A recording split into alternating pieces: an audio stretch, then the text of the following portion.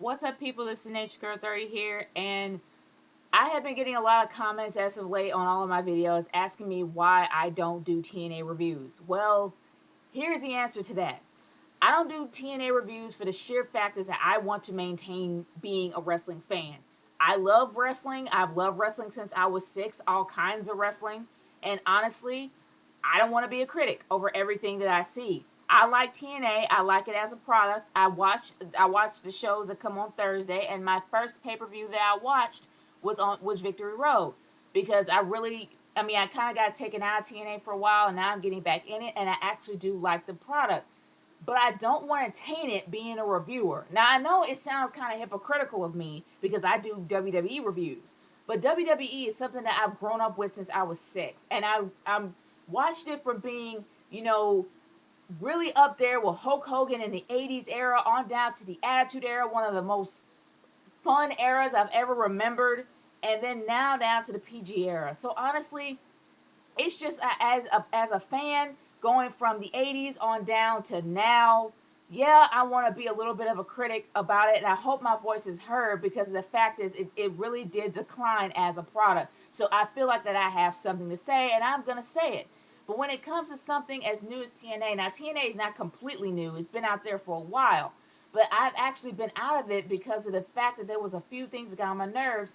Number one, Jeff Jarrett and Karen Jarrett. They completely caused me to turn away from the product. I stopped watching it for a while, but now I actually got back into it. I really do like the storylines. I like the backstage scenes. I like the way that they actually do have really good knockout matches with female wrestlers that actually do wrestle instead of just looking good. And they look like real women instead of like skinny little wafy models. They're buxom women. But regardless of that, I really do like the way that I really do like the way they incorporate things. I really do like the way that they showcase the wrestlers, especially the X division. I am a huge fan of the X division, but now it's about me gushing about TNA. But regardless, I don't want to be a critic. I don't want to be I don't want to be a smark. I don't want to be a mark. I'm not criticizing those that are. It's just not me. I want my voice to be heard, and if I want my voice to be heard, I'm gonna voice it out. But when it comes to being a reviewer, you gotta be completely unbiased. You gotta go in there completely open-minded over things. And the thing is that you're gonna have to literally watch every single scene and criticize what they did wrong.